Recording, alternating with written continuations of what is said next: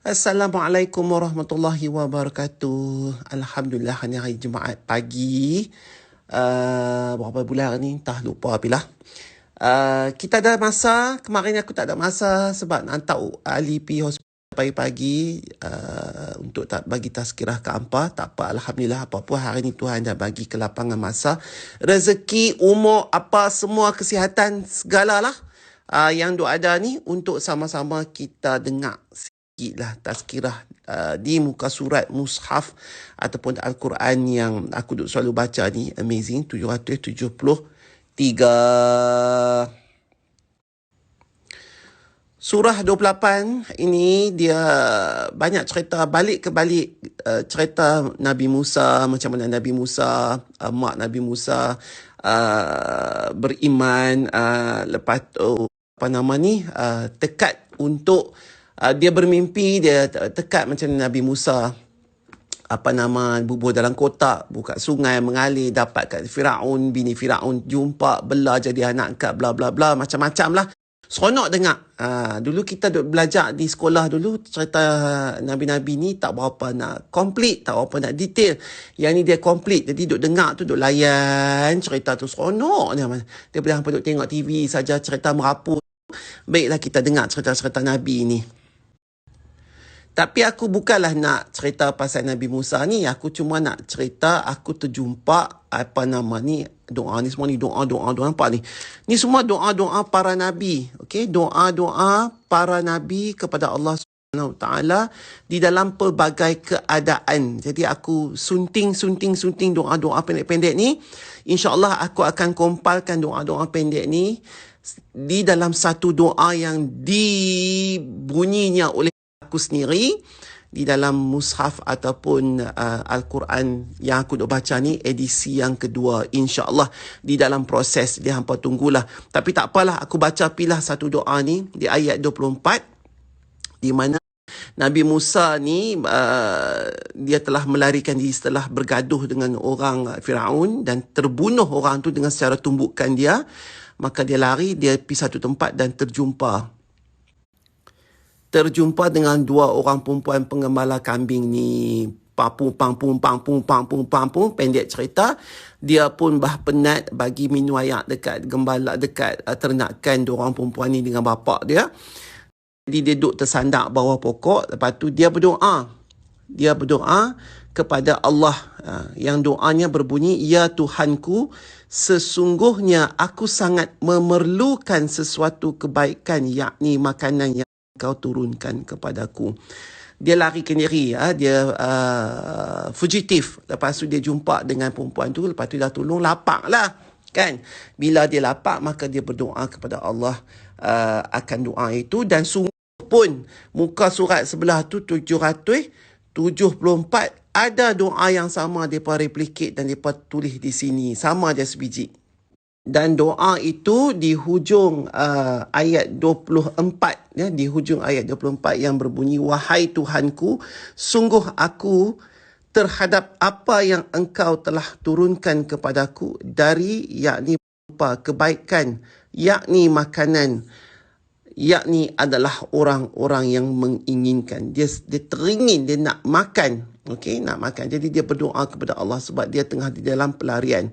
Okey, maka di sini pun juga ada doa tersebut, doa mohon anugerah kebaikan yang diperlukan. "Ya Tuhanku, sesungguhnya aku sangat memerlukan sesuatu kebaikan, yakni makanan yang engkau turunkan kepadaku." Surah Al-Qasas ayat 24, di hujung ayat 24. Okey.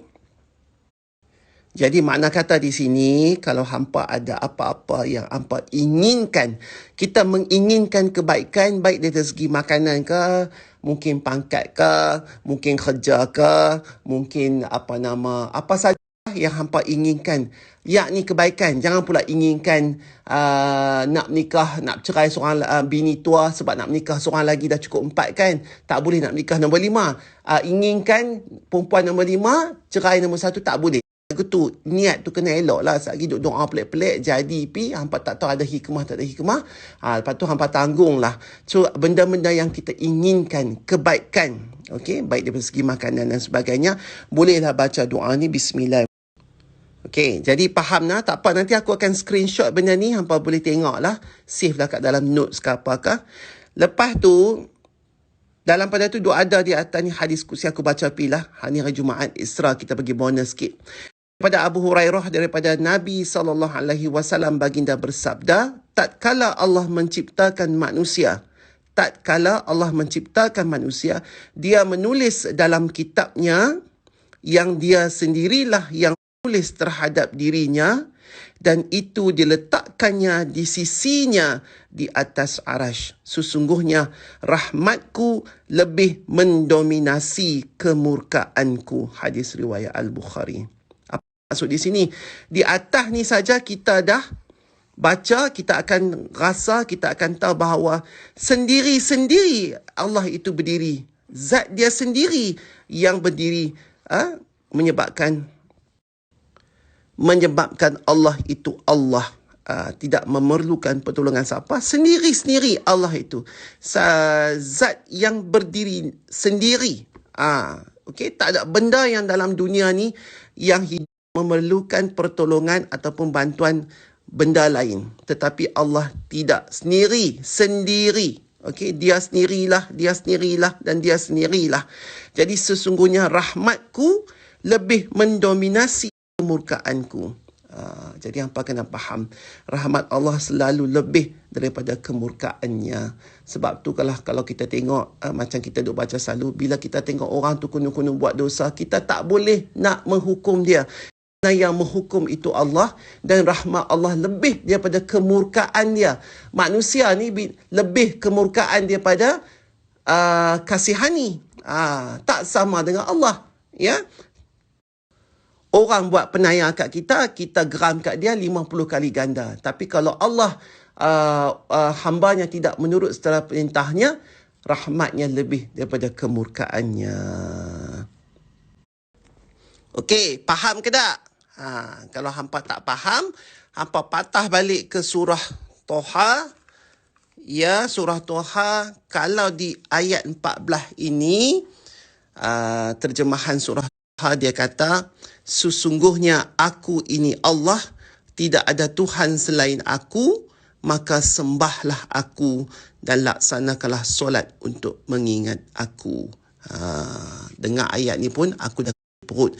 Kemarin duk bersembang dengan dia Lofa, bukanlah bersembang, duk bermesej kata, ya Allah Lofa, cuba hang bayangkan ayat ni kan, 14 ni. Dia kata, dia in demand, Allah kata, sesungguhnya aku ini Allah, dan aku buat terjemahan ayat ni. Tidak ada Tuhan selain aku, maka sembahlah aku dan laksanakanlah solat untuk mengingatkan aku. Mana kata kita kena solat. Kalau kita tak solat, kita tak ingat Allah. Mana kata kita kena solat. Kalau kita tak solat, kita tak ingat Allah. Bila kita tak ingat Allah, Allah pun tak ingat kita. Mampu pilih lepas tu. Faham ke tak? Jadi lagu tu lah cek. Alhamdulillah, makanya hari ni hari Jumaat, segala ilmu yang aku bagi tahu kecil sikit tadi tu adalah ilmu yang Allah datangkan pada aku pada hari Jumaat ini. Alhamdulillah.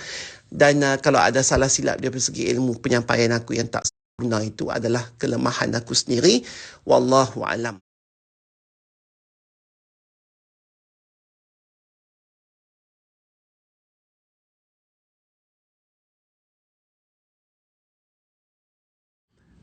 Okey, Datuk P sembahyang Jumaat hari ni. Tapi lah, aku kan hari ni Alhamdulillah Timbalan Presiden. Bukan AJK biasa lagi dah.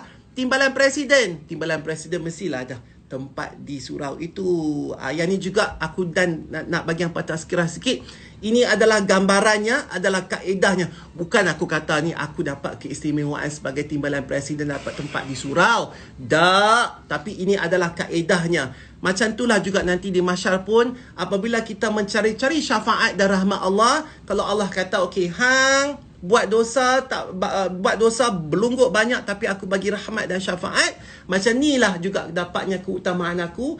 Tak duduk mereka fashion yang pencen, yang tak ingat dunia dulu ni, yang dosa berlambak, tiba-tiba boleh mendapat tempat di solat Jumaat di sini. Alhamdulillah. Itulah kaedahnya. Dan hampa yang tunggang terbalik, berzikir sana pergi haji tak apa semua, kalau tak dapat tempat nak sembahyang Jumaat pun tak dapat juga. Itu kaedahnya. Misalannya, contohnya, bukan kata aku ni baik Allah bagi, tak, aku kata kaedahnya, gambarannya. Macam itulah juga besok ni kita di Basyar berebut-rebut nak dapat syafaat, nak dapat rahmat, tapi Allah tak bagilah. Tapi kalau kita tak buat apa jahat ke apa di dunia ni, tiba-tiba Allah kata, Allah tu pemurah, dia nak bagi syafaat ke orang tu, dapatlah. Macam itulah kaedah gambaran dia.